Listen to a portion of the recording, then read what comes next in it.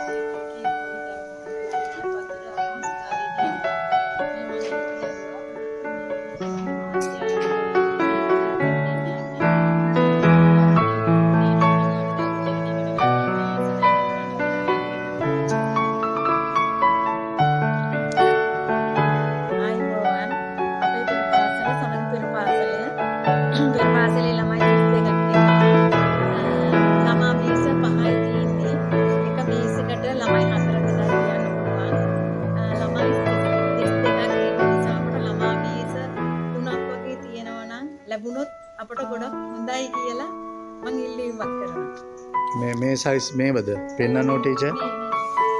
මේවනේ. තා තුනක් විතර තිබුණොත් හොඳයි කියලා කියන්නේ නේ. දැන් මොන්ටිසෝරි ඇරිලාද මේ වෙලාවේ? මොන්ටිසෝරි දැන් අද කට්ටිය රැස්වීමක් යනවානේ.